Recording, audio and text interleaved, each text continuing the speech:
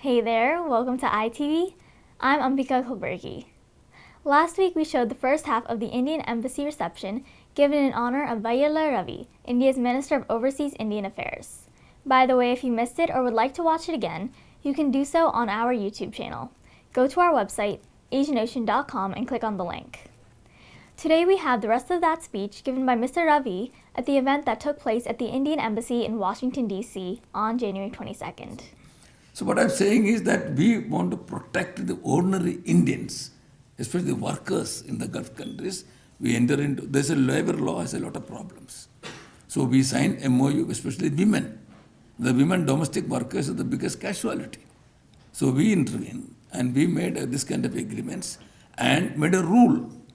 Nobody can take legally a domestic servant without depositing $2,500 and made an agreement for the salary and a ticket and a mobile phone for a minimum number of calls.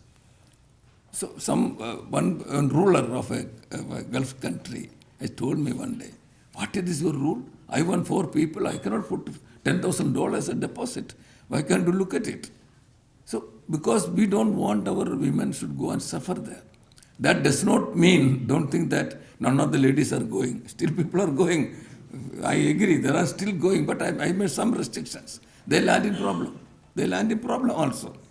So this, what I'm suggesting is this, the ministry taken many initiatives. And this ICOE is doing a wonderful job. I already signed an agreement with Denmark. We are already negotiating with the European Union, and all this to send the professionals, educated young men and other people to European countries. So this all doing because of the ministry take initiative. And I can say one thing, all I do, but through how I can do. My closest friend and closest companion, I should put the use companion, is the Ministry of External Affairs. These institutions under the Ministry of External Affairs. But whenever we made a request directly to the ambassador, they respond all over the world. It is because that way it is the Prime Minister made it in such a fashion that we can work independently, but only through our embassies inform them, they send the report. But anything happened in this country, I get a report. When I request them, or usually they send a copy of the report. Also to my ministry, because we are also very much concerned of the every Indian lives abroad. So then I see the PBD is concerned, this kind of success we could make. Now the ambassador said a very interesting, that is the roots, finding the roots. You might have read in the Indian papers. This time the chief guest is Kamala Prasad Bisesa.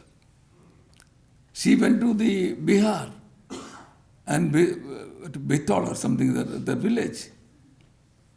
She went to her village, she saw her great uncle, her father's great uncle. She went to the house, she found the roots. Root is in Bihar. The Prime Minister Trinidad and Tobago, the root is in Bihar. Madam Prime Minister went all the way, Calcutta to Bihar, spent some time, went to the house. You know the impression that create in Caribbean countries, the impression of the people of that state and the country. Look, here is a person has come from Trinidad and Tobago, an island, and she is the Prime Minister, and her great-grandfather has gone from here. More than 200 years of history. So the PBD made all this kind of a great achievement. Connectivity, we're all connecting each other, the connectivity. The inclusive growth, the overseas Indians, partnership with the inclusive growth, the subject. But at the same time, I'm telling you what I felt and I spoke about it, that the youth connectivity, the new generation. I had to address a meeting at Kerala, this FEMA, that is the American an association of especially the Keralites, they are meeting in Kottayam. There also I said, in Jaipur I said, I'm repeating it here, the youth connectivity, the new generation. We are all, I know, many of them are, I don't say anybody is old, nobody like I say somebody is old, but some of us are very old. So the new generation is taking over. The American Indians and the new generation is taking over. So every family has to think of one important point, how to make the Indian connectivity. Please, this is an important, I believe this is an important matter which we must consider, our family must consider, how make my son, my daughter think of my parents, think of my land in Bihar, UP or Kerala or Tamil Nadu. Not only they are visiting, but which is the best linkage? I believe it's the language. The language, I know that the friends from Gujarat, they are the people who talk Gujarati in their house. Then I jokingly say, Kumbakonam Brahmins, they also talk Tamil in their house. That's a joke, I joke with them usually. But this is necessary that we must see that our mother tongue or the language which you spoke in India must pass it to the children. Because their environment, here their environment is entirely different. The culture, different. Okay, I can understand that. But don't make them to feel English, the language which they speak in the college, talk in the college, or speak around is not the only language. They must know the language of their parents. They must know the language of their grandparents. They must know the language their parents born. If you can make them to understand that language, it can be the best connectivity which you can create with the new generation and India. Otherwise, after a period of time, I'm afraid, I'm worried. Of course, I look at this way. The new generation may think, some kind of laziness may go into their mind. You are all very fond of India because you born and brought up there. You might have come after the independence or just before independence. So you know what India is. So we made some initiative. One of the initiative is No India program. The No India program, 40 young people, 3 batches come in a year. When I came, they had to pay 50% plane fare. I said, no, I'll give full fare, no problem. So we were full plane fare, all expenses met by the government, and they come for 3 weeks. They stay in India, go to one state, and we allowed them to stay. We made them to stay in some villages. Some villages they have to stay. And then they come back to, we go to Bombay and come back to Delhi, see Delhi and Bombay. Then they see a new India. Then meet the Rashtrapadiji, the last time to take a photograph and return. When I went to Trinidad and Tobago, some 6-7 girls and boys came and met me. Some of them I could recognize. Yes, sir, we were in India. So wherever I go, then I can see the children, the young people come and tell me, sir, I met you in Delhi. Yes, that's true. But that is not enough. We have to make more connectivity of the new generation with India. That I can only appeal to the parents and the families. It is our duty to see that our new generation must think of India and they must know what India is. It's not the old India. It is a new India. It's an emerged India. You know what is happening there. I don't want to take that time on that.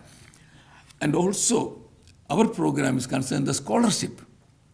We give now 100 scholarship are increasing to 200. I'm to give more scholarship to the Indian students. So I made a rule, 50-50. 50 will go to the PAO children, 50 come to the NRI children. Otherwise, NRI children they get more. I said it's not fair. Because PAO children may not be that educated as your children. So naturally I made it 50-50. So that is also one of the initiative. Make the overseas Indian children to know India. Come and study there. We give the scholarship. So we can go. See, my ministry's budget is very limited. The biggest budget earner is my friend Ake, and he get more than 1 lakh of crores. I was getting only 70 crores, poor man. Now it is increased. I told Pranada that it's not correct you are doing. So increase it now it is. What I am saying is, because the limited resources we are doing all these activities is continuing. I don't want to take your time explaining one by one what we do. And you can definitely, then other issue which I have to tell, to inform you is that any issue happened any part of the world, definitely we will intervene. We will intervene. Sometimes I give sleepless night to the ambassadors. I call them night. What's happened? What happened? So that make a confidence. I know there's some kind of confidence among the overseas Indians and their family back in India that the ministry do something for us. So that can be done only because you people, the friends and the families abroad, you are cooperating with us. And your major, now finally I can only request you to, Mr. Gurcharan is the CEO of the IDF. I asked him to come over here. If it's possible, I will also come. And we'll have the more meetings. And in the last PPD in Jaipur, I think 7 or 9 persons already joined. Then we can get together and we'll explain to you the system that we adopt in the IDF. IDF will make your state and whatever you want to do in your state within these 2-3 issues only there, that it means it makes your connectivity to your village. This kind of activities, because everybody cannot spend $1 million, but a doctor or engineer can spend 2-3 families can get together. $10,000 is not a big thing. So $10,000 in India is a very big money. You know, it is gone up to 50 or 51 rupees. I took some dollar, then I found out that it's gone up very high. I asked, why this so much less dollar? No, sir, it is 52 rupees. Sorry, what is this? So that is the problem. So what I am suggesting is this: cooperate with this new project, this proposal, this institution. This will make you a connectivity with your own village or your taluka. We can do something.